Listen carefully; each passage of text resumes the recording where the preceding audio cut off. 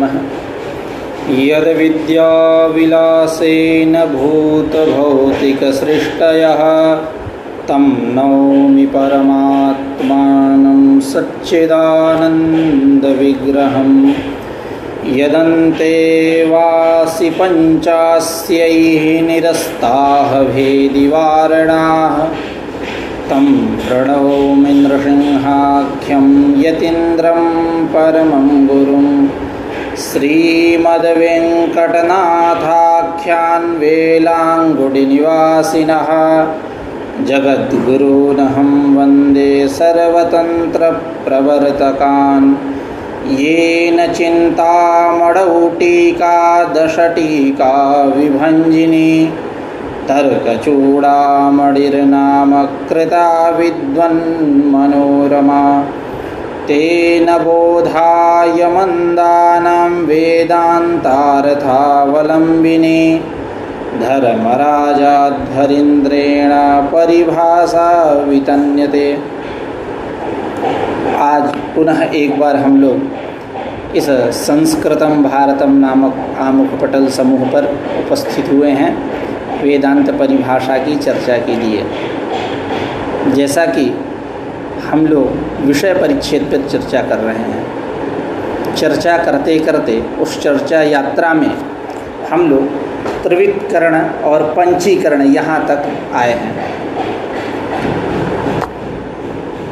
कल हम लोगों ने चर्चा किया था त्रिविधकरण के विषय में, तासाम त्रिवृत्तम एकैकाम करवाणी इति श्रुतेः पंचीकरण उपलक्षणार्थत्वा।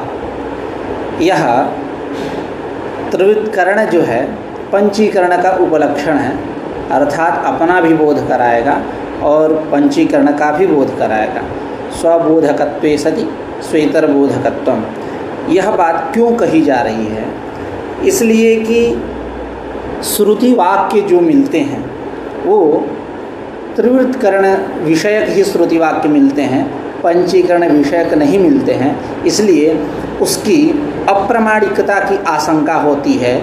उसके अप्रमाणिकता का निराश करने के लिए ग्रंथकारों ने तत्तद स्थानों पे, जैसे कि यहाँ वेदांत परिभाषाकार कह रहे हैं पंचीकरणस्यापि उपलक्षणार्थत्वात्, और वेदांत सार में आचार्य सदानंद ने भी कहा है अस्य अप्रामाण्यम नाशंकनीयम त्रिविधकरण श्रुतेः।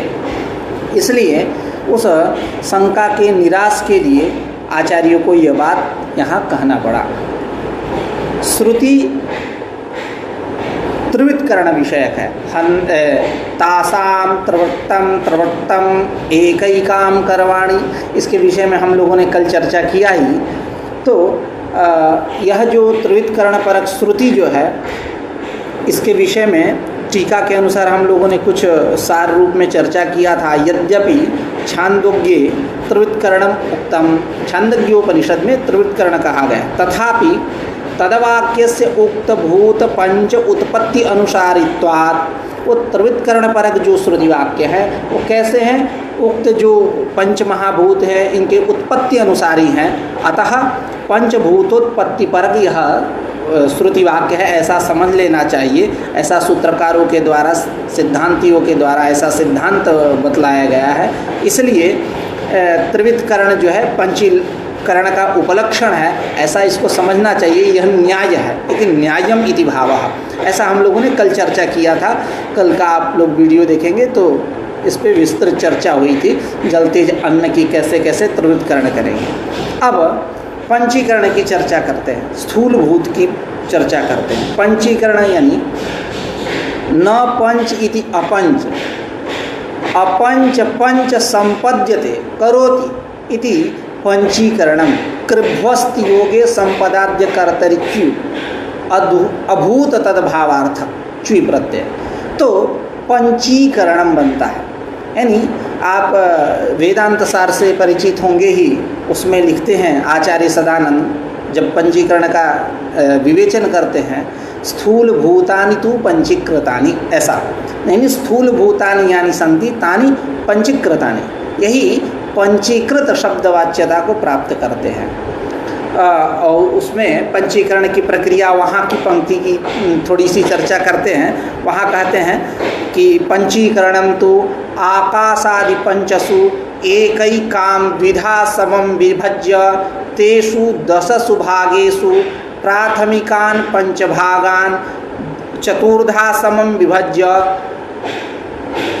प्राथमिकान पंचभागान प्रत्येकम चतुर्धा समम विभज्य तेषां चतुर्णाम भागानां स्व स्व द्वितीयार्ध भाग परित्यागेन भागांतरेषु संयोजनम, ऐसा आचार्य सदानंद कहते हैं।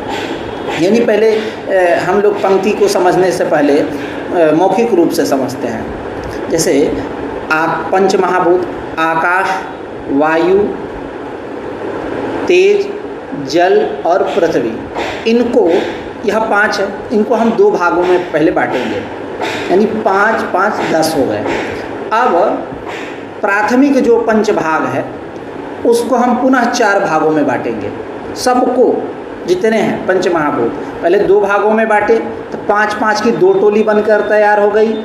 उसके बाद प्राथमिक जो पंच भाग है इसको हम 4 भागों में बांटेंगे और सब में मिला देंगे और यह जो आधा अंश बचा है ये स्वांशाधिक्य है। आधा अंश मतलब अर्धांश जो है यह किसी एक विशेष भूत का रहता है, महाभूत का रहता है, अब बाकी जो रहते हैं वो चतुर्विध भूतमय रहते हैं। इसी को ग्रंथकार कहेंगे आगे, तदेवं एकैक भूतस्य अर्धम स्वांशात्मकम, क्योंकि ये आधा 50% यहाँ पहले से रखा हुआ है। एकैक भूतस्य अर्धम स्वांशात्मकम अर्धांतरम चतुर्विध भूतमयम, और बाकी सब जो 4 भागों में हम बांटे हैं उन सबको पृथ्वी, जल, तेज, वायु का सबको मिलाएंगे तो जो आधा अंश रहेगा वो चतुर्विध भूतमय रहेगा और एक जो अंश मतलब आधा आकाश का आधा, वायु का आधा, तेज का आधा, जल का आधा और पृथ्वी का, ये अंश अधिकता रहेगा। इसीलिए हम व्यवहार करते हैं कि यह आकाश का पंचीकरण है, यह वायु का है, यह जल का है, यह तेज का है, यह पृथ्वी का है। क्यों?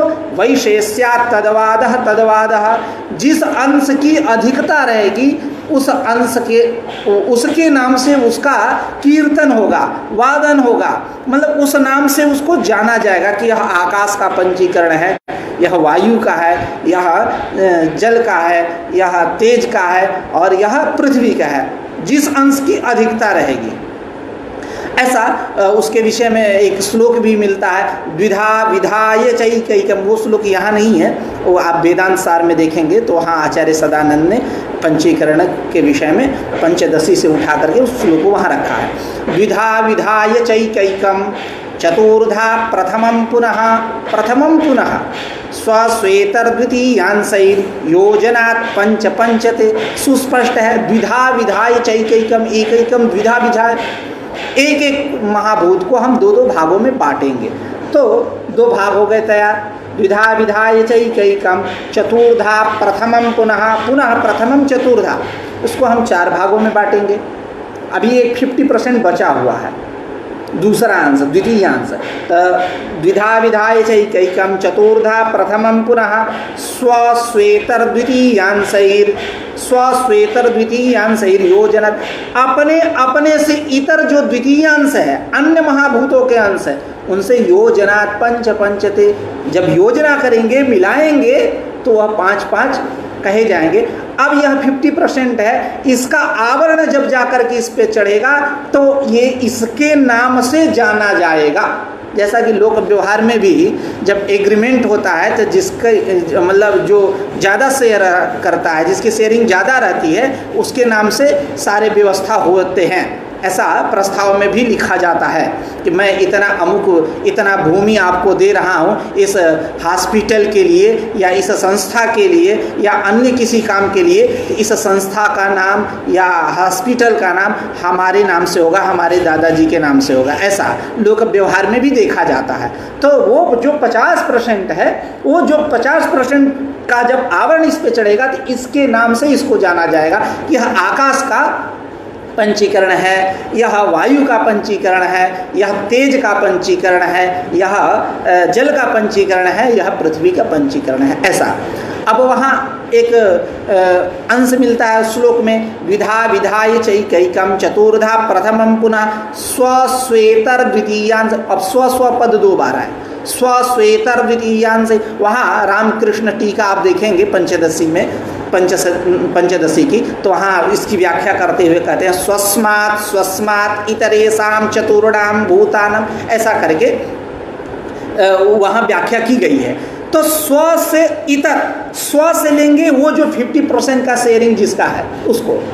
अब उसे श्वेतर कौन होगा? चतुर्विध भूतमय, जो बचे हुए 4-4 भागों में किए जिस 50% को। तस्वेतर द्वितीयांश योजनात् पंच पंचते, तो यह 5-5 मतलब हो जाएंगे, पंचीकरण हो जाएगा इनका। न पंच इति अपंच, अपंच पंच संपद्यते करोति इति पंचीकरणम कृभ्वस्ति योगे संपदाद्य कर्तृ। तो यहाँ पंचीकरण बना ले, जैसा कि आप व्याकरण से परिचित होंगे ही, वहाँ एक पद आता है शुरू में, अव्ययी भाव समास ले लेते हैं। अव्ययी भाव समास, अव्ययी भाव, वेत्ति इति व्ययम न व्ययम इति न वेत्ति इति व्ययम न व्ययम इति अव्ययम न अव्ययम इति अनव्ययम अनव्ययम अव्ययम भवति इति अव्ययी भावः। अव्ययी भावश्चासु समास, अव्ययी भाव समास, तो वही प्रक्रिया है। अभूत तद्भावार्थ में अच्युई प्रत्यय करिएगा। उरीकृत्य जैसे बनता वहाँ भी, तो उरीकृत्य ऐसे उरीकृत्य भी बनता है। वहाँ लघु सिद्धांत या सिद्धांत कौन दी देंगे तो उरीकृत्य बनाया। तो पंचीकरण प्रकारश्चित्तम, अब ग्रंथकार कह रहे पंचीकरणस्य पंचीकरण प्रकारश्चित्तम, पंचीकरण का प्रकार इस प्रकार है, समझिए। आकाशम आदौ द्विधा विभज्य, आकाश को पहले हम 2 भागों में बांट देंगे। तयोरेकम भागम पुनः चतुर्धा विभज्य, उसमें एक भाग को यानी प्राथमिक एक भागों को हम 4 भागों में बांटेंगे। अब थोड़ी सी यहाँ विप्रत मतलब भेद हो जाता है आचार्य सदानंद से और ग्रंथकार का, वेदांत परिभाषाकार का, क्योंकि वहाँ उन्होंने प्रथम पद दिया, प्रथमम पुनः, और यहाँ सामान्य बात करते हैं, कहते हैं कि तयोरेकम भागम चतुर्धा विभज्य। अब प्राथमिकांश का या द्वितीयांश का भाग करना है अलग अलग, ऐसा नहीं करते हैं, क्योंकि आप किसी को करो कोई दिक्कत नहीं है, कोई भी प्रतिपत्ति नहीं है। आप प्राथमिकांश जो है उसको 4 भागों में बांटिए, या द्वितीय अंश है इसको 4 भागों में बांटिए, कोई भी प्रतिपत्ति यहाँ नहीं है। तो जैसा कि व्याकरण में नहीं कहते हैं, आप इस प्रकार से पररूप करके सिद्धि कर लीजिए या ये कर लीजिए, कोई हमारी दिक्कत यहाँ गुण कर लीजिए, कोई दिक्कत नहीं, रूप तो वही बनने वाला है। तो सेम वही पैटर्न आप समझिए यहाँ। तो पंचीकरण प्रकारश्चित्तम आकाशम आदौ द्विधा विभज्य, आकाश जो है पहले इसको 2 भागों में बांटेंगे।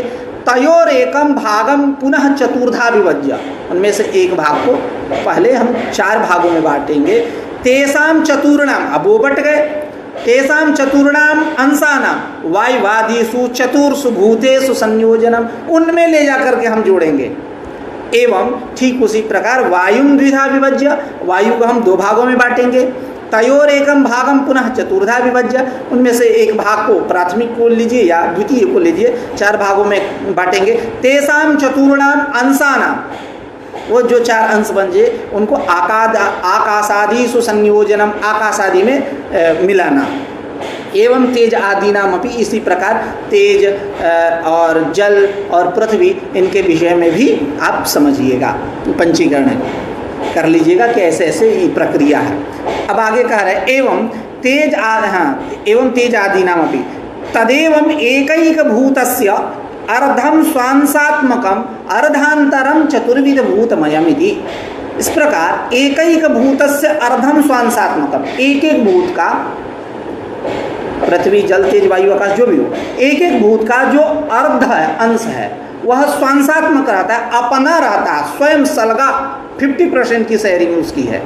तो तदेवं एकैक भूतस्य अर्धम स्वांसात्मकम, और अर्धांतरम जो है वह चतुर्विध भूतमयम, क्योंकि उन्हें उन लोगों के साथ मिला, पंचमेल खिचड़ी हुई है कबीरदास की, मिलाया गया है। तो चतुर्विध बोधमयमिति पृथ्वी, इस प्रकार पृथिव्यादिषु स्वांसाधिक्यात् पृथिव्यादि व्यवहार, इस प्रकार पृथ्वी जल तेज वायु आकाश इत्यादि में स्वांसाधिक्य होने के कारण उसमें पृथिव्यादि का व्यवहार होता है कि यह पृथ्वी का पंचीकरण है, यह आकाश का है, यह वायु का है, यह तेज का है, यह जल का है, इस प्रकार व्यवहार होता है। तदुक्तम, इस प्रकार के व्यवहार में हेतु क्या है, शास्त्रीय प्रमाण क्या है, तो कह रहे हैं वैशेष्यात् तदवादः तदवादः। वैशेष्या, जिस अंश की विशेषता रहेगी, मतलब विशेषता यानी जिस अंश का आधिक्य रहेगा, शेयरिंग ज्यादा रहेगी, वैशेष्या तदवादः तदवादः, उसके नाम से उसका कीर्तन होगा कि यह इसका पंचीकरण है। आगे हाँ, अब सूक्ष्म शरीर की बात करते हैं। सूक्ष्म शरीर के सप्तदश अवयव होते हैं, आप वेदांत सार से परिचित होंगे ही, उसमें भी कहते हैं सूक्ष्म शरीर के 17 अवयव होते हैं। कुछ आचार्यों के यहाँ 18 अवयव होते हैं, जैसा कि आप सांख्य से परिचित होंगे तो उसमें 18 अवयव हैं। तो हम वेदांत पढ़ रहे हैं इस समय, इसलिए हम वेदांत के अनुसार ही बात करेंगे। बात तो कर सकते हैं सांख्य के अनुसार भी, योग के अनुसार भी, खैर, लेकिन आचार्य वाचस्पति मिश्र की एक विशिष्टता रही है, मैं आपको बता दूं कि जब वो जिस ग्रंथ को लिखते हैं, ऐसे वो षड्दर्शन केसरी हैं, उनकी लेखनी सांख्य पे भी चली, योग पे भी चली, न्याय पे भी चली, वैशेषिक पे भी चली, पूर्व मीमांसा उत्तर मीमांसा सब पे उन्होंने अपनी लेखनी चलाया। लेकिन जब जिस ग्रंथ को वो लिखते हैं, जिस ग्रंथ की टीका करते हैं, उस समय किसी अन्य वासना, अन्य दर्शन के वासना से बात नहीं करते। उद्धरण भले प्रस्तुत करते हैं, ये नहीं कि मैंने सांख्य तत्व कौमुदी लिख दिया तो उसकी वासना से हम वेदांत की भी व्याख्या करेंगे, ऐसा नहीं। तो ठीक, ऐसे आचार्यों का अनुसरण करना चाहिए। अन्य दर्शन की वासना से बात नहीं करेंगे, हम वेदांत दर्शन की वासना से ही बात करेंगे। तो लिंग शरीर की चर्चा चल रही है, तो लिंग शरीर यानी सूक्ष्म शरीर, इसके 17 अवयव होते हैं। कौन कौन? तो पहले पंच प्राण, मन, बुद्धि और पंच ज्ञानेन्द्रिय, पंच कर्मेंद्रिय। तो कितने हो गए? 17। 5 प्राण, 2 मन और बुद्धि, 7, 5 बुद्धिन्द्रिय यानी ज्ञानेन्द्रिय, 7 5 12 और 5 कर्मेंद्रिय। इस प्रकार 17 अवयव हो जाते हैं। तो अब यहाँ आप वहाँ देखेंगे वेदांत सार में, तो वहाँ लिखते हैं कि जो मन बुद्धि हैं, इनमें चित्त और अहंकार का अंतर्भाव हो जाता है, क्योंकि अंतःकरण हमारे यहाँ 4 हैं, मनोबुद्धिरहंकारश्चित्तम कर्णमांतरम संशयो निश्चयो गर्वः स्मरणम विषयाय में, ऐसा। तो मन और बुद्धि में चित्त और अहंकार का अंतर्भाव हो जाता है। चित्त का अंतर्भाव जो है वह बुद्धि में होगा और अहंकार का अंतर्भाव जो है वो मन में होगा, ऐसा। अब उसी सूक्ष्म शरीर की चर्चा करते हैं ग्रंथकार। पूर्वोक्तैहि अपंचीकृतैहि लिंग शरीरम परलोक यात्रा निर्वाहकम मोक्ष पर्यंतम स्थायी मनोबुद्धिभ्याम उपेतम ज्ञानेन्द्रिय पंचक कर्मेंद्रिय पंचक प्राणादि पंचक संयुक्तम जायते सूक्ष्म शरीरम जायते। सूक्ष्म शरीरम, हाँ, तो सूक्ष्म शरीरम जायते अपंचीकृतैहि, पूर्वोक्तैहि अपंचीकृतैहि भूतैहि। मतलब जब हम पंचीकरण कर दिए, पंच महाभूत, तो क्या जब हम पंचीकरण कर दिए स्थूल शरीर के तरफ है, तो पूर्वोक्तैहि पंचीकृतैहि भूतैहि लिंग शरीरम जायते, लिंग शरीर की उत्पत्ति होते हैं। कैसे लिंग शरीर की उत्पत्ति हो, कैसे यानी किस प्रकार के लिंग शरीर की, उसका स्वरूप क्या है? तो कह रहे हैं परलोक यात्रा निर्वाहकम, परलोक यात्रा का वो निर्वाहक है, क्योंकि वहाँ स्थूल शरीर नहीं जाता, सूक्ष्म शरीर ही जाता है, ऐसा हमारे शास्त्रों की मान्यता है। और वह सूक्ष्म शरीर कैसा? मोक्ष पर्यंत स्थायी है। जब तक मोक्ष नहीं रहता होता तब तक वह स्थायी ही है। और मनोबुद्धिभ्याम उपेतम समलंकृतम इत्यर्थ, मन और बुद्धि से वो उपेत है। और ज्ञानेन्द्रिय बुद्धिन्द्रिय पंचक से उपेत है और कर्मेंद्रिय पंचक से उपेत है और प्राणादि पंचक से संयुक्त है, उपेत है। एतादृशम सूक्ष्म शरीरम लिंग शरीरम यत् परलोक यात्रा निर्वाहकम मोक्ष पर्यंतम स्थायी अस्माभिः गृह्यते तल्लिंग शरीरम जायते। कस्मात् जायते? तो पंचीकृत पंचमहा केभ्यः जायते? पंचीकृत पंचमहाभूतेभ्यः जायते। यह लिंग शरीर की उत्पत्ति होती है। इसमें प्रमाण के रूप में एक श्लोक रख रहे हैं आचार्य। पंच प्राण मनो बुद्धि दशेन्द्रिय समन्वितम अपंचीकृत भूतोत्थम सूक्ष्मांगम भोग साधनम। यह भोग का साधन है, सूक्ष्मांग है। सूक्ष्मांग यानी सूक्ष्म शरीर। तो पंच प्राण मनो बुद्धि दशेन्द्रिय समन्वितम। पंच प्राण मनो बुद्धि दशेन्द्रिय समन्वितम यानी पंच प्राण, प्राण अपान व्यान उदान समान इत्यादि, इनके विषय में हम लोगों ने चर्चा किया है। पंच प्राण मनोबुद्धि, मन और बुद्धि, और दशेन्द्रिय समन्वितम, दशेन्द्रिय पंच ज्ञानेन्द्रिय और पंच कर्मेंद्रिय, इस प्रकार यह 17 अवयव हुए। अपंचीकृत भूतोत्तम, यह सूक्ष्म शरीर कैसा है? तो अपंचीकृत भूतोत्तम, अपंचीकृत भूत से उत्पन्न है, न तो पंचीकृत, अपंचीकृत भूत से उत्पन्न है। यानी पंचीकरण कर देंगे तो स्थूल शरीर हो जाएगा, वो सूक्ष्म शरीर कहा। तो अपंचीकृत भूतोत्तम, उत्थम इन उत्पन्नम, अपंचीकृत भूतोत्थम यानी अपंचीकृत भूतेभ्यः उत्पन्नम भोग साधनम सूक्ष्मांगम सूक्ष्म शरीरम एतादृशम वर्तते। कैसा? तो पंच प्राण मनो बुद्धि दशेन्द्रिय समन्वितम, ऐसा व्याख्या इसकी कर लेनी चाहिए। अब कह रहे हैं ग्रंथकार,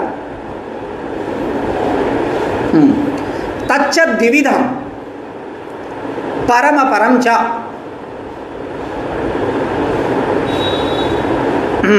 तच्च द्विविधम परम परम च। और यह जो सूक्ष्म शरीर है, लिंग शरीर जिसकी चर्चा कर रहे हैं, यह द्विविधम, 2 प्रकार का है। परम अपरंच, परम अपरंच यानी पर और अपर। पर यानी व्यापकम, अपरम मतलब अव्यापकम। तो जो पर शरीर है, सूक्ष्म शरीर, वह किसका है? हिरण्यगर्भ का, ब्रह्मा ऐसा बोलेंगे पुंगलिंग में उनके लिए, ब्रह्मा। और अपर, अपर मतलब अस्मदादि जो लिंग शरीर है, यह अपर शरीर है यानी व्याप्य। इसी बात को ग्रंथकार कह रहे हैं। और हिरण्यगर्भ का जो शरीर है वो महत्तत्व है, महत्तत्व प्रधान, बुद्धि तत्व प्रधान। अब जैसा कि कल हम लोगों ने चर्चा किया था, आप उस कल का पाठ ध्यान से सुने होंगे, तो मैंने एक एक का समन्वय बैठाया था कि अधिष्ठात्री देवता की जब चर्चा हो रही थी तो किसके साथ किसका समन्वय है, इसके विषय में हम लोगों ने चर्चा किया था। तो ब्रह्मा के साथ बुद्धि का तो संबंध है ही, पुराणादि कथा भी इसके लिए प्रमाण के रूप में प्रस्तुत है। तो तत्र हिरण्यगर्भलिंग शरीरम महत्तत्वम अस्मदादिलिंग शरीरम अहंकार इति आख्यायते। और हम लोगों का जो लिंग शरीर है, सूक्ष्म शरीर है, वो कैसा है? अहंकार के नाम से जाना जाता है। उसी को कह रहे हैं ग्रंथकार, तच्च द्विविधम, तच्च लिंग शरीरम द्विविधम परम परम च, तत्र परम हिरण्यगर्भलिंग शरीरम अपरम अस्मदादिलिंग शरीरम, तत्र हिरण्यगर्भलिंग शरीरम महत्तत्वम अस्मदादिलिंग शरीरम अहंकार इति आख्यायते, ऐसा माना जाता है। अब अभी तक तो सत्व गुण और रजोगुणों की बात चल रही थी। उनकी जब वो उनका उद्रेक हो रहा है, उनसे क्या क्या उत्पन्न हो रहे हैं, इनकी चर्चा हो रही थी। तमोगुण को भी हम लोगों ने छोड़ दिया था, अब तमोगुण की चर्चा कर रहे हैं। एवं तमोगुण युक्तेभ्यः पंचीकृत भूतेभ्यः भूम्यंतरिक्ष स्वर महाजनः तपः सत्यात्मकस्य ऊर्ध्वलोक सप्तकस्य अतल वितल सुतल रसातल तलातल महातल पातालाख्य अधोलोक सप्तकस्य ब्रह्मांडस्य जरायुजंडस्य इत्यादि। अब चर्चा, अब वहाँ वेदांसार में क्या कहते हैं? एतेभ्यः पंचीकृतेभ्यः भूतेभ्यः एतेभ्यः पंचीकृतेभ्यः भूतेभ्यः भूर्भुवः स्वः महाजनः तपः सत्यम् इति एतन्नामकानाम् उपरि उपरि विद्यमानानां लोकानाम् अतल वितल सुतल रसातल तलातल महातल पाताल नामकानाम् अधो अधो भागे विद्यमानानां लोकानां ब्रह्माण्डस्य तदन्तरवर्ती चतुर्विध स्थूल शरीराणां जरायुज अंडज उद्भिज स्वेदजाख्यानां तदूचितानामन्नपानादीनां चोत्पत्तिर्भवति। जरायुजानि जरायुभ्यो जातानि युकामशकादीनि अंडजानि अंडेभ्यो जातानि पक्षिपन्नगादीनि स्वेदजानि स्वेदेभ्यो जातानि युकामशकादीनि उद्भिज्जानि भूमिम उद्भिद्य जातानि कक्षवृक्षादीनि। ऐसा हम लोगों ने वेदांत सार में पढ़ा था। अब बातें वही हैं, ग्रंथकार की शैली अलग है।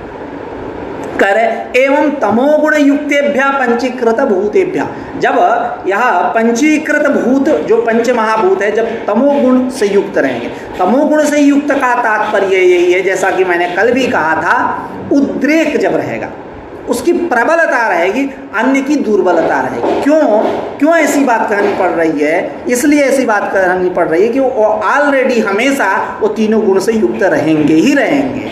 तो यहाँ तमोगुण युक्तेभ्य सत्वगुण युक्तेभ्य रजोगुण युक्तेभ्य कहने की तात्पर्य यही है, उनकी जब प्रबलता है तो एवं तमोगुण युक्तेभ्य पंचीकृत भूतेभ्य, इन पंचीकृत भूतों से भूमि अंतरिक्ष स्वर मतलब स्व ये सब लोक हैं, महः जनः तपः सत्य सत्यात्मकस्य ऊर्ध्वलोक सप्तकस्य, यह जो ऊपर के 7 लोक हैं, भूमि अंतरिक्ष स्वः महः जनः तपः सत्यम इत्यादि, यह ऊपर के जो 7 लोक हैं इनकी उत्पत्ति होती है, और नीचे के जो 7 लोक हैं इनकी भी उत्पत्ति होती है। कौन कौन? अतल वितल सुतल रसातल तलातल महातल और पाताल। तो इसी बात को, और एता मतलब यह चतुर्दश भुवनमय ही ब्रह्मांड है, इसके अतिरिक्त कुछ नहीं है। इसीलिए आचार्य ने यहाँ ब्रह्मांड शब्द रखा। षष्ठ्यंत सबके साथ इसका समन्वय समानाधिकरण अन्वय करना है, और यह बात भी बताना है कि चतुर्दश भुवन के अतिरिक्त ब्रह्मांड की कोई स्थिता नहीं है। तो आप इतना समझ जाइए कि चतुर्दश भुवनमय ही यह ब्रह्मांड है। एवं तमोगुण युक्तेभ्य पंचीकृत भूतेभ्य भूम्यंतरिक्ष स्वर महाजनः तपः सत्यात्मकस्य ऊर्ध्वलोक सप्तकस्य अतल वितल सुतल रसातल तलातल महातल पातालाख्य अधोलोक सप्तकस्य ब्रह्मांडस्य, और उसमें रहने वाले जो चतुर्विध स्थूल शरीर कौन? जरायुज अंड स्वेदज उद्भिज्जाख्य चतुर्विध स्थूल शरीराणाम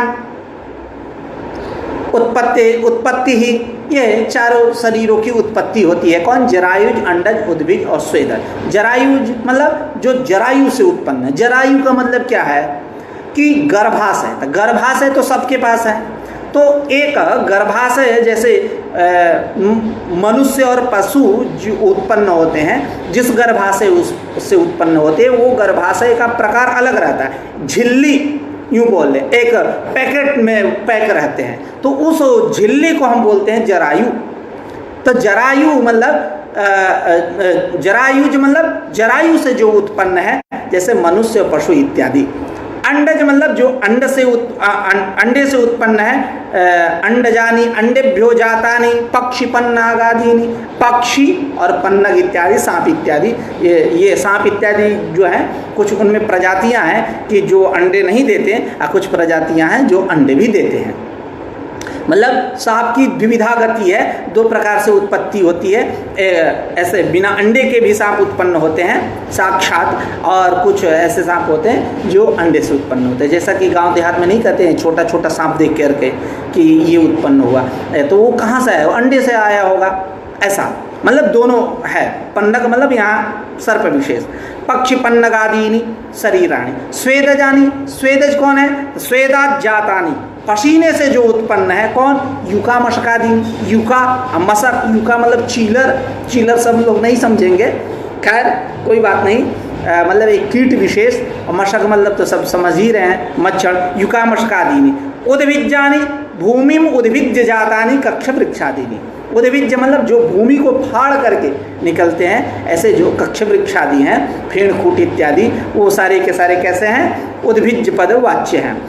अब वृक्ष, इसी बात को ग्रंथकार कह रहे हैं अपने शब्दों में, एवं तमोगुण युक्तेभ्य पंचीकृत भूतेभ्य भूम्यंतरिक्ष स्वर महाजनः तपः सत्यात्मकस्य ऊर्ध्वलोक सप्तकस्य अतल वितल सुतल रसातल तलातल महातल पातालाख्य अधोलोक सप्तकस्य ब्रह्मांडस्य जरायुज अंडज स्वेदज उद्भिज्जाख्य चतुर्विध स्थूल शरीराणाम उत्पत्तिः तत्र जरायुजानि जरायुभ्यो जातानि मनुष्य पश्वादि शरीराणि अंडजानि अंडेभ्यो जातानि पक्षिपन्नगादीनि शरीराणि स्वेदजानि स्वेदात् जातानि युकामशकादीनि उद्भिज्जानि भूमिम उद्भिज्ज जातानि वृक्षादीनि। ऐसा अब कह रहे हैं कि वृक्षादीनामपि पाप फल भोगायतनत्वेन शरीरम। अब प्रश्न यहाँ ये बनाएंगे कि वृक्ष का कब, ये जो चतुर्विध स्थूल भूत चतुर्विध जो शरीर की बात हो रही है, जरायुज अंडज उद्भिज और स्वेदज, तो जरायुज तक तो समझ में आ रहा है, अंडज में भी कोई भी प्रतिपत्ति नहीं, स्वेदज में भी कोई भी प्रतिपत्ति नहीं, लेकिन जो उद्भिज कह दिए, कक्ष वृक्षादीनी उदाहरण के रूप में प्रस्तुत कर दिए, तो यहाँ भी प्रतिपत्ति होना स्वाभाविक है कि ये वृक्षादि का शरीर कैसा। तो कहते हैं कि यह जो वृक्षादि हैं इनका भी शरीर है, यह भी भोगायतनम शरीरम, यही शरीर का लक्षण है। जो उसका घर भोग का आयतन हो उसी को शरीर कहते हैं, तो वो भी है भोगायतन है, उनमें गया तो शरीर का लक्षण गया तो शरीर हो गए, भोगायतन तो उसमें गया। कैसे, तो पाप फल भोग के वो आयतन है। पाप फल भोग मतलब जैसा कि एक श्रुति है कि शरीर जैहि कर्म दोषैहि याति स्थावरताम नरः। शरीर जन्य जो कर्म दोष हैं, शरीर से उत्पन्न कर्म, शरीर जैहि कर्म दोषैहि स्थावरताम नरः। नरः पुरुषः, पुरुष जो है स्थावरता को प्राप्त करता है, यानी दोष के अनुसार। जैसा कि हम लोगों ने कल भी चर्चा किया था, कर्मानुसार ही तत्तद योनियों का निर्धारण होता है।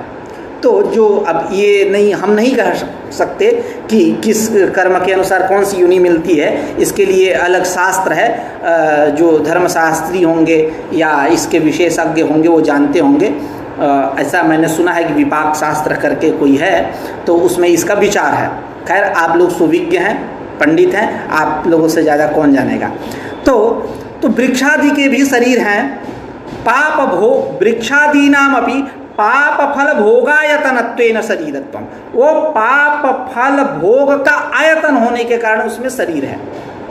क्या कि जब कर्म किया ऐसा शरीर जन्य जो कर्म दोष हैं उससे व्यक्ति क्या किया, स्थावरता को प्राप्त कर लिया, पुण्य के अनुसार उसको योनि का निर्धारण हुआ, उसको वृक्षादि योनि प्राप्त हुई। तब पाप फल भोगायतनम शरीरम। अब वो जाकर के यदि वृक्ष में घट जा रहा है तो उसको शरीर मानने में कोई भी प्रतिपत्ति हमारी नहीं है।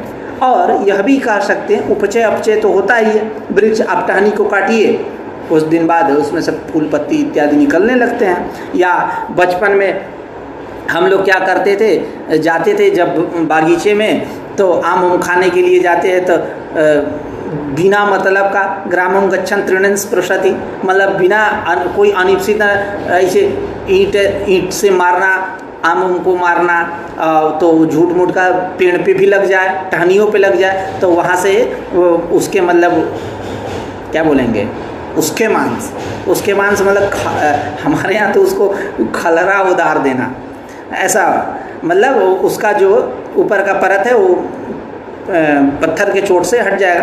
तो अब फिर बाद में जाएंगे अगले साल तो वो सब कुछ नहीं, वो सब भरा हुआ उपचय अपचय है। इसलिए उनका भी शरीर है, उनके शरीरत्व में कोई भी प्रतिपत्ति नहीं होनी चाहिए। तो वही कह रहे हैं कि वृक्षादीनाम अपि पाप फल भोगायतनत्वेन शरीरत्वम तत्र परमेश्वरस्य पंचतन्मात्रादि उत्पत्तौ सप्तदश अवयवोपेत लिंग शरीरोत्पत्तौ च हिरण्यगर्भ स्थूल शरीरोत्पत्तौ च साक्षात्कर्तृत्वम। परमेश्वर की साक्षात कर्तृत्व है। अब कर्तृत्व के विषय में हम लोगों ने चर्चा किया था। कर्तृत्वंच तत्तद उपादान गोचर अपरोक्ष ज्ञान चिकीर्ष कृतिमत्वम यस्य यह सर्वज्ञः स सर्ववित् यस्य ज्ञानमयं तपः तस्मादेतद् नाम रूपमन्नं च जायते सो अकामयता बहुश्याम प्रजायेय तन्मनो अकुरुत।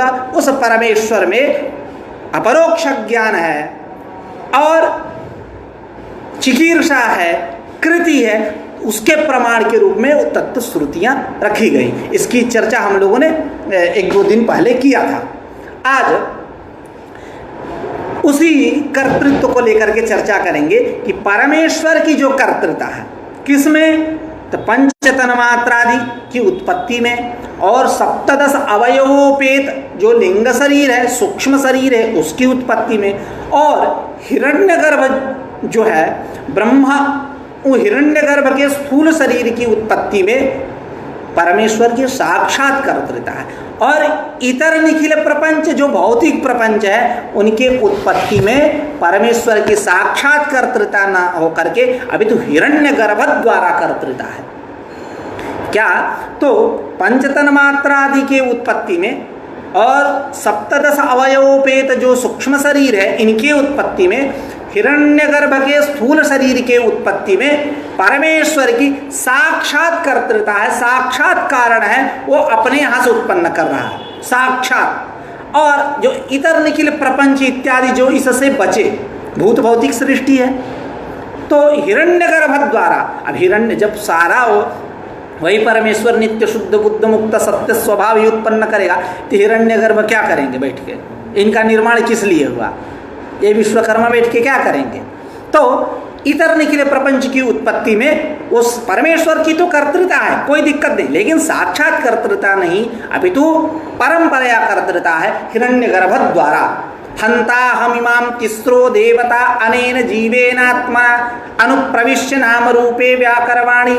हंता हम अहम हंता परमेश्वर के लिए, इमाह तिस्रो देवता कौन, जल तेज अन्न यानी पृथ्वी, तीन अंश त्रिवृत्करण की चर्चा हम लोगों ने किया, उसमें केवल तीन की ही बात होती है तो बाकी दो का अंतर्भाव हो जाता है।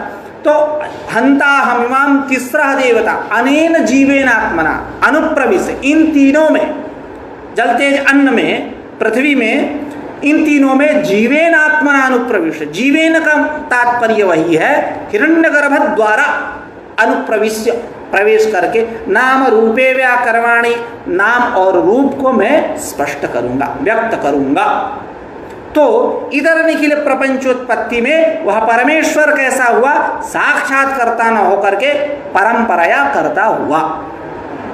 इसी बात को ग्रंथकार यहाँ कह रहे हैं, तत्र परमेश्वरस्य पंचतन्मात्रादि उत्पत्तौ सप्तदश अवयवोपेतलिंग शरीरोत्पत्तौ च हिरण्यगर्भ स्थूल शरीरोत्पत्तौ च साक्षात कर्तृत्वम, साक्षात कर्तृता है। इतर निखिल प्रपंचोत्पत्तौ हिरण्यगर्भ द्वारा, इतर निखिल प्रपंचोत्पत्ति में हिरण्यगर्भ द्वारा कर्तृता है।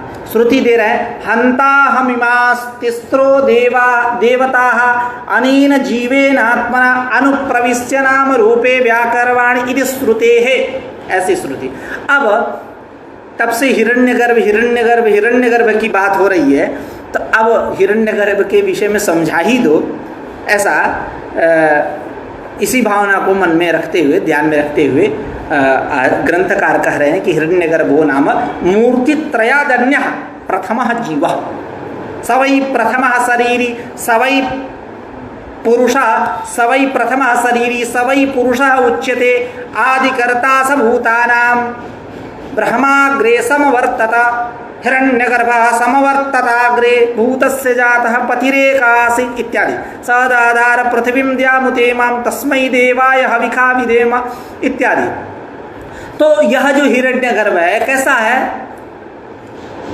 तो मूर्तित्रयादन्य, मूर्तित्रय, कौन मूर्तित्रय?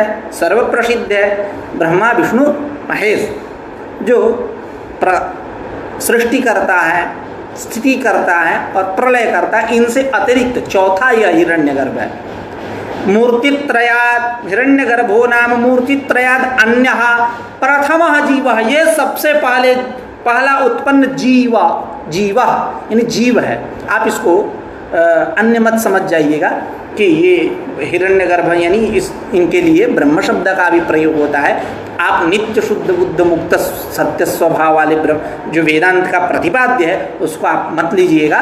हिरण्यगर्भ यानी प्रथम जीव, उससे जो उत्पन्न हुआ पहला पुरुष, जिससे यह पूरी सृष्टि वसुधा है। मूर्ति उसी को कह रहे हैं हिरण्यगर्भो नाम मूर्तित्रयाद अन्यः प्रथमः जीवः। इसके विषय में कहा गया सवै शरीरी प्रथमः सवै पुरुषः उच्यते आदिकर्ता स भूतानां ब्रह्माग्रे समवर्तत। सवै शरीरी प्रथमा, वही पहला शरीरी है, शरीर को धारण करने वाला। शरीरम अस्ते अस्ति शरीरी, वही पहला शरीरी है। असवई पुरुषः उच्यते, यहाँ भी प्रथमा लाएंगे। असवई प्रथमः पुरुषः उच्यते, वही पहला पुरुष भी है। आदिकर्ता स भूतानाम, और वह हिरण्यगर्भ ब्रह्मा कैसा है? भूतानाम आदिकर्ता, भूतानाम प्राणिनाम, उन प्राणियों के पहला आदिकर्ता है, सृष्टिकर्ता है। ब्रह्मा व ब्रह्मा अग्रे समवर्तता, और वह सबसे पहले उत्पन्न भी हुआ है। श्रुति दे रहे हैं यजुर्वेद का और ऋग्वेद का भी। हिरण्यगर्भः समवर्तता अग्रे, दोनों जगह मिलता है। हिरण्यगर्भः सामवेद में, हाँ यजुर्वेद में भी और ऋग्वेद संहिता में भी मिलता है। हिरण्यगर्भः समवर्तता अग्रे भूतस्य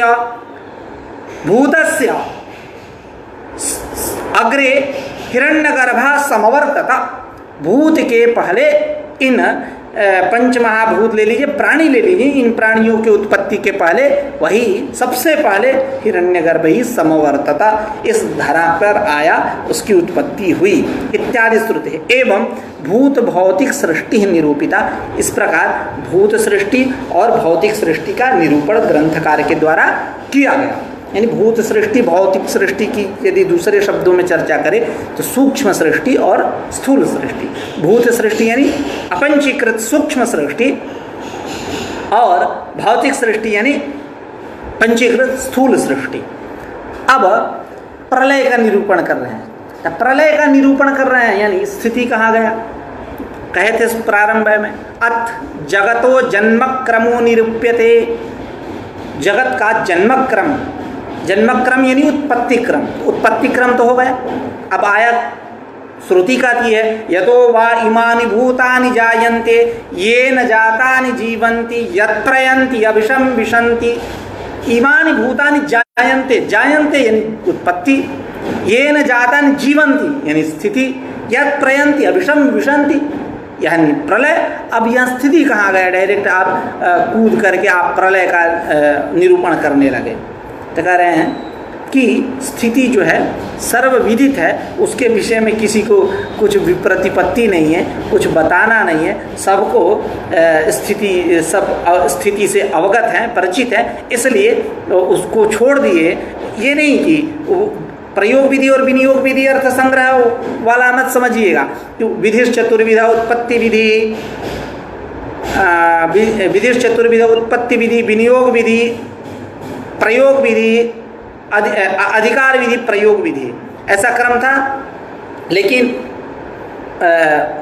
अधिकार विधि को बाद में निरूपित किए, प्रयोग विधि को पहले निरूपित कर दिए लेकिन बाद में निरूपित किए। उत्पत्ति विधि, विनियोग विधि, उसके बाद प्रयोग विधि, उसके बाद अधिकार विधि। जबकि क्रम जो है उसके विषय में हम लोगों ने उद्देश्य स्थलीय विधि क्रम और परीक्षा स्थलीय विधि क्रम करके चर्चा हम लोगों ने अर्थ संग्रह के पाठ में किया था। तो पहले उत्पत्ति विधि, उसके बाद विनियोग विधि, उसके बाद प्रयोग विधि, उसके बाद अधिकार विधि। लेकिन जबकि अधिकार विधि का क्रम तीसरे नंबर पे है, निरूपण करते हैं चौथे नंबर पे, तो करते हैं निरूपण। लेकिन ऐसा यहाँ नहीं है। कि उत्पत्ति क्रम करने के बाद उत्पत्ति के बाद प्रलय क्रम का निर्वचन करेंगे, निरूपण करेंगे, उसके बाद स्थिति को स्पष्ट करेंगे, उसका मतलब विवेचन करेंगे, तो ऐसा नहीं है, उसको छोड़ ही दिए हैं क्योंकि सर्वविदित है ऐसा करके। तो अब प्रलय क्या है? इदानीं प्रलयो निरूप्यते, प्रलय ग्रंथकारेण निरूप्यते, प्रलय का ग्रंथकार के द्वारा निरूपण किया जा रहा है। प्रलयो नाम त्रैलोक्यनाशः, प्रलय मतलब त्रैलोक्यनाश, तीनों लोक का नाश, स्वर्गलोक, मर्त्यलोक और पाताल लोक। इसी तीनों लोक में ही 14 भुवन है, तदतिरिक्त नहीं है। प्रलयो नाम त्रैलोक्यनाशः, त्रैलोक्य का नाश यही प्रलय है। सच चतुर्विधा, वो 4 प्रकार का है। कौन कौन? नित्यः, प्राकृतः, नैमित्तिकः, आत्यंतिकश्चेति। नित्य प्रलय, प्राकृत प्रलय और नित्य प्रलय, प्राकृत प्रलय और नैमित्तिक प्रलय और आत्यंतिक प्रलय। आत्यंतिक प्रलय को तुरीय प्रलय भी बोलते हैं। तुरीय मतलब चौथा, ये चौथे नंबर पे है, इसलिए तुरीय करके इसका विवेचन करेंगे। आत्यंतिक प्रलय की जब चर्चा करेंगे तो तुरीय तुरीय तुरीय ऐसा शब्द रखेंगे। तो नित्य प्रलय की चर्चा करते हैं पहले क्रम का। तत्र नित्यः प्रलयः सुसुप्तिः, नित्य प्रलय कौन है? सुसुप्ति, वही सुसुप्ति। जब व्यक्ति उसमें चला जाता है तो वेदांत सिद्धांत यही कहता है कि वो मर गया, वो मर गया, पुनः उसकी सृष्टि होगी, पुनः उत्पत्ति होगी, ऐसा सिद्धांत है। अभी उसी पे चर्चा हम लोग करेंगे। सुनने में कुछ अटपटा अजीब सा लग रहा होगा, लेकिन ऐसा ही है। तो तत्र नित्यः प्रलयः सुसुप्तिः तस्याः सकल कार्य प्रलय रूपत्वात्, तस्याः सुसुप्तेः, वह जो सुसुप्ति नित्य प्रलय है, तो कि तस्याः सुसुप्तेः, वह सुसुप्ति के सकल कार्य जो है प्रलय रूप है। सुसुप्ति में गया तो सारी इंद्रियां जो हैं अपने अपने विषयों को छोड़ करके उपरम हो जाती हैं, हट जाती हैं, विषयों से परांगमुख हो जाती हैं। सुसुप्ति में गया तो देखिए, जो स्वप्न आता है व्यक्ति को, स्वप्न आता है, वो सुसुप्ति में जाता है तो स्वप्न नहीं आता, वो स्वप्न अवस्था में रहता है तो स्वप्न आता है। सुसुप्ति अलग चीज़ है, स्वप्न अलग चीज़ है। सुसुप्ति में गया बस कुछ नहीं, सुसुप्ति एकदम वही है, सारी इंद्रियां अपने अपने विषयों को छोड़ करके उपरम हो जाती है, कोई स्वप्न इत्यादि कुछ नहीं आएगा। तब व्यक्ति जब सुसुप्ति से उठता है तभी तो उसको अनुभव होता है।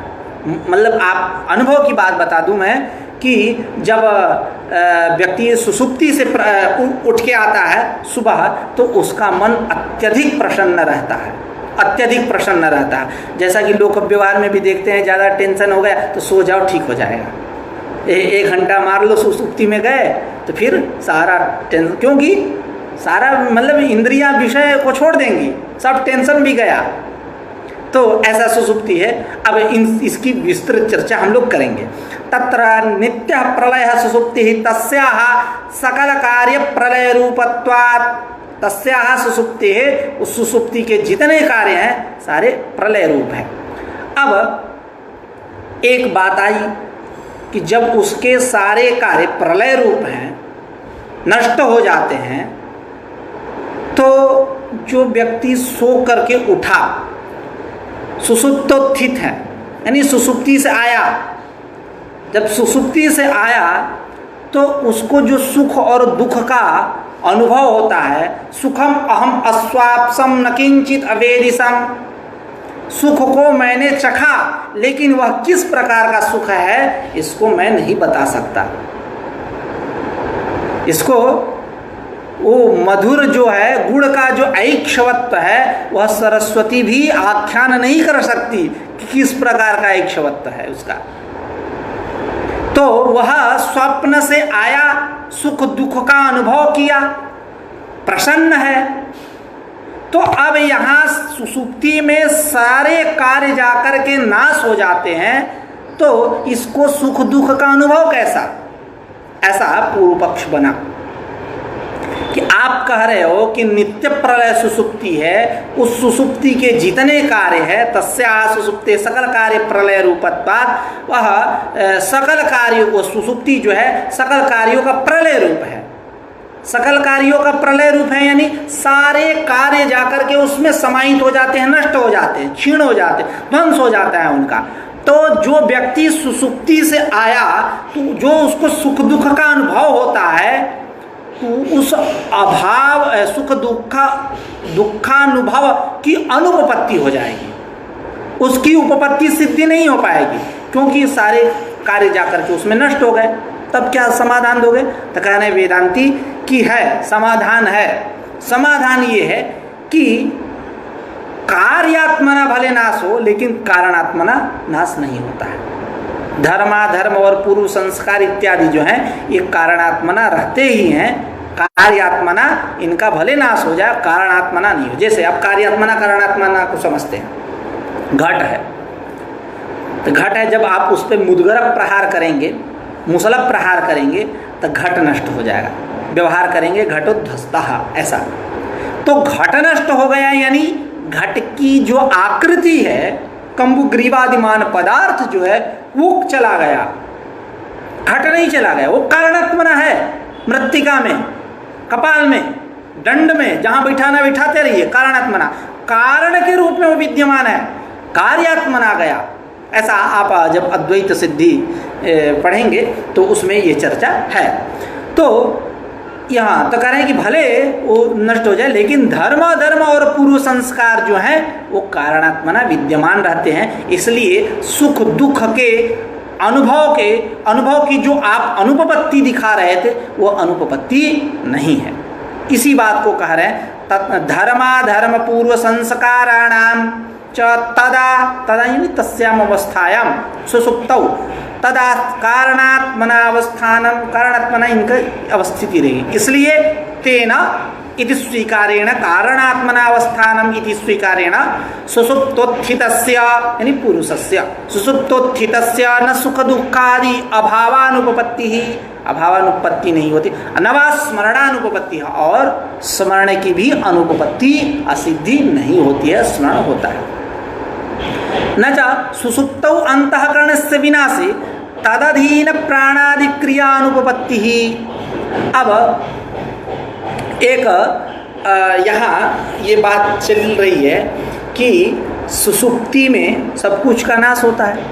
अभी आपने कहा नित्य प्रलय का विवेचन करते हुए कि नित्य प्रलय है सुसुप्ति, तस्याः सकल कार्य प्रलय रूपत्वात्, ऐसा आपने कहा। तो इस सुसुप्ति में सारे कार्य नष्ट होंगे। वेदांत सुसुप्ति में सारे कार्य नष्ट होंगे, तो जब सारे कार्य नष्ट हो जाएंगे सुसुप्ति में तो अंतःकरण भी नष्ट होगा।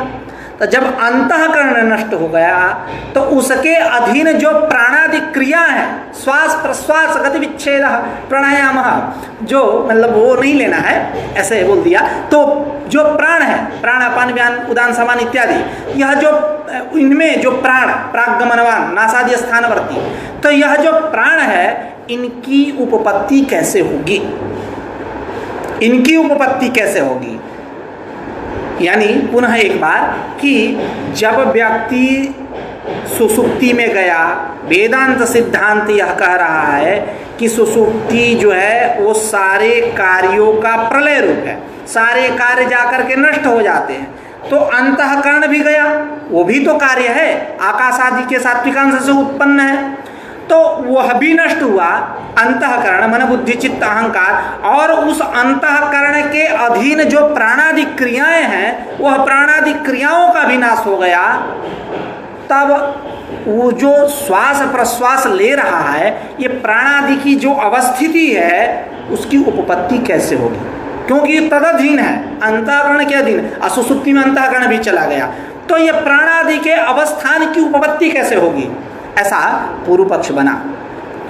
तो अब यहाँ वेदांती समाधान दे रहे हैं, ग्रंथकार समाधान दे रहे हैं, वेदांत विशुद्ध वेदांत की बात करेंगे। अब यहाँ इनका कहना है कि सुसुप्ति में गया यानी मर गया। सुनने में कुछ अटपटा लग रहा है, शायद इसी सब बातों को ध्यान में रखते हुए आधुनिक विद्वान जो है कहते हैं कि वेदांत झूठ मूठ का दर्शन है, फालतू दर्शन है, लेकिन उनको ही नहीं पता कि वेदांत दर्शन सर्वोत्कृष्ट दर्शन है। आज का समाज जो है, आप जाइए उससे मिलिए, कुछ नहीं बात करेगा, सांख्य योग की बात नहीं करता, केवल डायरेक्ट वेदांत की बात करता है। कोई मर गया, समझाने लोग जो पहुंचते हैं तो वेदांत की बात करते हैं, कहते सब मोह माया है, क्या फंसे हो, चिंता मत करो, सब प्रकृति है, ईश्वर की लीला है इत्यादि। वो वेदांत की बात करता। पामरादि भी व्यक्ति जो पांशुलपाद आदि हैं वह भी वेदांत की ही बात करते हैं। वेदांत सर्वोत्कृष्ट दर्शन है। तो ऐसे स्थलों को देख करके सामान्य जन जो है श्लाघनीय प्रज्ञो ही देवानां प्रियः, ऐसे जो व्यक्ति हैं वो कह देते हैं कि वेदांत दर्शन झूठ मूठ का दर्शन है, उसकी निंदा करते हैं। जबकि वेदांत दर्शन कैसा है? क्षूरस्य धारा निशिता दुरत्यया दुर्गम पथा तत्कवयो वदन्ति। ऐसी छुरिका के धार पे चलना साधारण सी बात नहीं है। उस छुरिका के धार पे चलना मतलब बहुत बड़ा जो कलाकार होगा वही चल सकता है, नहीं तो पैर कट जाएंगे। ऐसी यह वेदांत विद्या है। तो खैर, अब यहाँ विशुद्ध वेदांत की बात हो रही है। तो वेदांत सिद्धांत यही है कि स्वप्न में सुसुप्ति में सृष्टि होती है, सृष्टि होती है। इसी बात को आप लोगों को ध्यान होगा, हमने प्रत्यक्ष परिच्छेद में इसका चर्चा किया। क्या चर्चा हुई थी, वहाँ के चर्चा को लेंगे, यह पंक्ति यहाँ की बात सुस्पष्ट हो जाएगी। चर्चा ये चली थी कि वहाँ पूर्व पक्षी कहा कि जो आप स्वप्न काल में जो रथ तुरगादि को देखते हो उसकी सृष्टि मानते हो, वेदांतियों से कहा था सृष्टि मानते हो, सृष्टि मानने की कोई आवश्यकता नहीं, स्मरण मात्राभ्युपगमेन इव व्यवहारोपपत्तौ, स्मरण मात्र से ही व्यवहारों की उपपत्ति हो जाएगी। दिन में जागरण काल में रथ तुर्गादि को देखा, अब उसकी व्यवहार की उपपत्ति हो जाएगी स्मरण मात्र से ही। रथादि सृष्टि कल्पना यह गौरव है, क्यों कर रहे हो? तो वेदांतियों ने समाधान दिया था, क्या? अनुभव विरोध और श्रुति विरोध भी वहाँ बतलाया था कि रथम पश्यामि स्वप्ने रथम अहम अद्राक्षम, मैं रथ को देख रहा हूँ, मैं स्वप्न काल में रथतुर्ग आदि को देखा। अब यहाँ स्मरण से ही काम चलाओगे, व्यवहारोपपत्ति करोगे, सृष्टि नहीं मानोगे तो क्या समस्या आएगी? रथम पश्यामि के जगह पर रथम स्मरामि ऐसा होना चाहिए, जैसा ऐसा होता नहीं। रथम अहम अद्राक्षम के जगह पे रथम अहम अस्मरम ऐसा होना चाहिए, लेकिन ऐसा होता नहीं। इसलिए यह अनुभव विरोधापत्ति होगी। दूसरी बात, श्रुति कहती है अथ रथान रथयोगान पथा सृजते, यानी स्वप्न काल में यह रथादि सृष्टि प्रतिपादक श्रुति है। यानी रथ और रथ से युक्त जो मार्ग जिसपे वो रथ चल रहा है, दौड़ रहा है, ये संपूर्ण जो है सबकी सृष्टि होती है। इसलिए जो आप स्मरण से व्यवहार करना चाहते हो और लघुता दिखा रहे हो, कह रहे हो कि सृष्टि नहीं करनी चाहिए स्वप्न काल में, तो आप ऐसा नहीं कह सकते, क्योंकि हमारे यहाँ सृष्टि होती है। अब उसी बात से यहाँ चल रही है ऐसी ही बात, न चा सुसुप्तौ अंतःकरण, पूर्व पक्ष है, सुसुप्तौ न चा सुसुप्तौ अंतःकरणस्य विनाशे तदधीन प्राणादि क्रियानुपपत्ति ही, तदधीन जो प्राणादि क्रियाएं हैं उसकी उपपत्ति नहीं हो पाएगी, सिद्धि नहीं हो पाएगी, असिद्धि होगी। इति न, आप ऐसा नहीं कह सकते। क्यों? विभ्रम रूप है प्राणादि की जो प्रतीति है, वो विभ्रम रूप है। कैसे? वस्तुतः का पद रख करके ग्रंथकार कह रहे हैं, वस्तुतः श्वासादि अभावेपि तदुपलब्धेः पुरुषांतर विभ्रम मात्रत्वात् सुप्त शरीरोपलम्भवत्। ऐसा कह रहे हैं कि वस्तुतः श्वासादि अभावेपि, श्वासादि का अवस्थान नहीं, श्वासादि नहीं रहते, उनका अभाव ही है। श्वासादि अभावेपि तदुपलब्धे, जो श्वासादि की उपलब्धि होती है यह पुरुषांतर विभ्रम मात्र से होती है। अब सामने वो कोई दो लोग सोए, उस सुसुप्ति में गया, लेकिन जो उसके बगल में सोया वो जग गया, नाक वो बज रहे थे या जैसे भी वो जग गया, देखा और उसके सांस चल रहे थे। वेदांती से आकर के पूछ दिया, तुम तो कह रहे हो कि वो तो मर गया, वो तो जिंदा है, सांस ले रहा था। तब वेदांती कहते हैं कि विभ्रम है, तुम जो देख रहे हो ये विभ्रम मात्र से श्वासादि की प्रतीति हो रही है। जैसे सुप्त शरीरोपलम्भवत, जैसे सुप्त शरीर, सुसुप्ति में गया हुआ जो पुरुष है, उस पुरुष के शरीर की जिस प्रकार प्रतीति होती है, उस पुरुष के शरीर की जिस प्रकार से प्रतीति होती है और वह प्रतीति विभ्रम रूप है, ठीक उसी प्रकार वस्तुतः श्वासादि अभावे भी, श्वासादि का अभाव होने पर भी तदुपलब्धि हो, श्वासादि की उपलब्धि जो है पुरुषांतर विभ्रम मात्र, पुरुषांतर को विभ्रम मात्र से होती है, झूठ मूठ का है नहीं श्वासादि। और समाधान दे रहे हैं कि अब यहाँ एक पूर्व पक्ष बन रहा है, उस पूर्व पक्ष का समाधान देते हुए श्वासादि के अवस्थान की बात करेंगे। अब वेदांती से ही पूर्व पक्षी ने पूर्व पक्ष किया कि आप ये बतलाइए, आप कह रहे हो सुसुप्ति में गया पुरुष मर गया, तो जब सुसुप्ति में गया और मर गया तो इस पुरुष का और परेत जो है, परेत भूत प्रेत वाला, वही परेत यानी मतलब दूसरे लोक में जो परलोक जो गया है, उसमें और इसमें भेद क्या है, क्या भिन्नता है? आप कह रहे हो कि सुसुप्ति में गया हुआ पुरुष मर गया, सुनने में कुछ अजीब बातें आप सबको लग रही होंगी, खैर कोई बात नहीं, यही वेदांत है। तो ये वेदांत की चर्चा कर रहे हैं, अभी वैलक्षण पूर्व पक्ष हुआ, तो बहुत ही दमदार पूर्व पक्ष है, इसका समाधान कैसे वेदांती अपने बुद्धि बल से देते हैं, उस पर ध्यान देना है। तो पूर्व पक्षी क्या किया कि आप कह रहे हो कि सुसुप्ति में गया हुआ पुरुष मर गया, तो इस पुरुष का और वह जो परेत पुरुष है, परेत यानी परलोक में गया हुआ, उस परलोक में गया हुआ जो पुरुष, उन दोनों में भिन्नता क्या है? तो कह रहे हैं दो समाधान दे रहे हैं वेदांती। एक समाधान कि जो सोया हुआ पुरुष है, सुसुप्त जो पुरुष है, सुसुप्ति में गया हुआ जो पुरुष है, उसका लिंग शरीर यही है, इस लोक में ही है, और जो मर गया उसका लिंग शरीर उस लोक में है। एक विलक्षणता। दूसरी विलक्षणता, अंतःकरण की दो शक्ति होती है, एक ज्ञान शक्ति और दूसरी क्रिया शक्ति। तो सुसुप्ति में, सुसुप्ति कैसी है? सकल कार्य प्रलय रूप है, सारे कार्यों का प्रलय रूप है, सारे कार्य उसमें नष्ट होते हैं, अंतःकरण भी नष्ट हुए। तो अंतःकरण कैसा अंतःकरण नष्ट हुआ? तो ज्ञान शक्ति विशिष्ट अंतःकरण नष्ट हुआ, क्रिया शक्ति विशिष्ट अंतःकरण नष्ट नहीं हुआ। तो क्रिया शक्ति विशिष्ट अंतःकरण नहीं नष्ट हुआ, तो श्वास प्रश्वास जो क्रिया विच्छेद हो रहा है, श्वास प्रश्वास कर ले रहा है, उसके अवस्थान में कोई अनुपपत्ति नहीं है, उपपत्ति हो जाएगी। क्रिया शक्ति विशिष्ट अंतःकरण का नाश नहीं हुआ, ज्ञान शक्ति विशिष्ट अंतःकरण का नाश हुआ, इसलिए उसकी उपपत्ति में कोई समस्या नहीं है। इसी बात को ग्रंथकार यहाँ कह रहे हैं। न चैवं सुप्तस्य परेतात् अविशेष एवं, यानी आप मान रहे हो कि सुसुप्ति में गया हुआ जो पुरुष है वह मर गया, और जो परेत पुरुष है इसमें क्या भिन्नता है? तो कह रहे हैं सुप्तस्य पुरुषस्य परेतात् अविशेषः नास्ति कश्चन विशेषः सामान्यः। तो कह रहे हैं ना, ऐसा नहीं कर सकते। क्यों?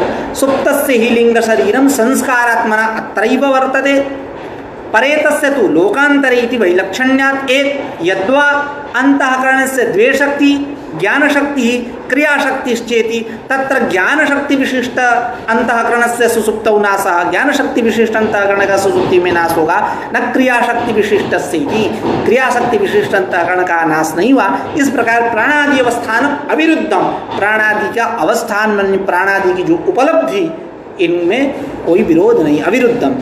श्रुति प्रमाण दे रहे हैं। कोई किसी ने कह दिया सुसुप्ति पे ही प्रश्न कर दिया, अब सुसुप्ति पे ही प्रश्न हो गया, तो उसको श्रुति के द्वारा समझा रहे हैं। यदा सुप्तः स्वप्नं न कंचन पश्यति अथ अस्मिन् प्राण एवैकदा भवति अथ एनं वाक् सर्वैः नामभिः सहाय्येति। यानी यदा सुप्तः स्वप्नं न कंचन पश्यति, सुसुप्ति में गया हुआ जो पुरुष, वह पुरुष किसी प्रकार का स्वप्न नहीं देखता। अथ अस्मिन् प्राणे एव एकधा भवति, और उस प्राण में ही वह एक ही भाव हुआ करता है, प्राण में के साथ ही उसका एक ही भाव है। और अथैनम वाक् सर्वैः नामभिः सहायेति, और वाणी जो है अपने सभी नामों से, परा पश्यन्ति मध्यमा वैखरी पश्यन्ति पे प्रतिपत्ति है, कुछ मानते हैं आचार्य, कुछ नहीं मानते हैं। तो जो वाणी है एनम वाक् सर्वैः नामभिः, सभी नामों से के साथ उस प्राण में ही विलीन हो जाती है। परावांग मूल चक्रस्था पश्यन्तीनाभिसंस्थिता हृदयस्था मध्यमा गेया वैखरी कंठदेशका वैखर्या हि कृतो नादः परश्रवणगोचरः मध्यमया कृतो नादः स्फोट व्यंजक उच्यते। ऐसा परावांग मूल चक्रस्था, जो परावाणी कहाँ रहती है? मूल चक्र में, नाभि प्रदेश के नीचे। परावांग मूल चक्रस्था पश्यन्ती नाभि संस्थिता, पश्यन्ती कहाँ रहती है? नाभि, पश्यन्ती नाभि संस्थिता हृदयस्था मध्यमा गेया, हृदय देश में मध्यमा गेया, मध्यमा वाणी। वैखरी कंठ देशका, वैखरी कंठ देश में। वैखर्या हि कृतो नादः परश्रवण गोचर, जो मैं बोल रहा हूँ ये वैखरी वाणी ही है, जो आप लोगों को सुनाई दे रहा है। वैखर्या हि कृतो नादः परश्रवण गोचर मध्यमया कृतो नादः स्फोट व्यंजक उच्यते। मध्यमा वाणी जो हृदयस्था है उसके द्वारा किया गया जो शब्द है वो स्फोट व्यंजक होता है। उसी को कह रहे हैं अथ एनम वाक् सर्वैः नामभिः सहायेति, यह जो वाणी है सभी अपने नामों से वो प्राण में विलीन हो जाती है। और श्रुति दे रहे हैं सता सौम्य तदा संपन्नो भवति स्वमपीतो भवति इत्यादि श्रुति ही उक्त सुसुप्तु मानम, यह इत्यादि श्रुति जो है उक्त सुसुप्ति में माना है। क्या अर्थ है इसका? अर्थ करते हैं सता, सत शब्द तृतीय वचन, सता सौम्य तदा संपन्नो भवति, तस्याम अवस्थायाम, वही सुसुप्तौ, सुसुप्ति काल में हे सौम्य पुरुष जो है सता संपन्नो भवति, सत से संपन्न हो जाता है। सुसुप्ति में सोया हुआ जो पुरुष है वह सत से संपन्न होता है। स्वमपीतो भवति, और स्वयं में विलीन हो जाता है। ऐसा सता सौम्य तदा संपन्नो तदा तस्याम अवस्थायाम सुसुप्तौ, हे सौम्य सत्पुरुषः बदला दीजिए, सदा संपन्नो भवति, सत से संपन्न रहता है, और स्वमपीतो भवति, और स्वयं में विलीन रहता है। इत्यादि श्रुति, इत्यादि जो श्रुति है यह श्रुति उक्त सुसुप्तो मानम, उक्त सुसुप्ति में प्रमाण है, इसलिए सुसुप्ति नहीं है इसके विषय में कोई शंका नहीं करनी चाहिए। आज का पाठ यहीं रखते हैं। प्रलय की चर्चा कर रहे हैं जिसमें हम लोग नित्य प्रलय की चर्चा की आज। कल प्राकृत प्रलय, नैमित्तिक प्रलय, आत्यंतिक प्रलय इत्यादि के विषयों में चर्चा करेंगे। आज का पाठ यही रखते हैं, कल पुनः एक नई ऊर्जा से मिलते हैं। नमस्कार।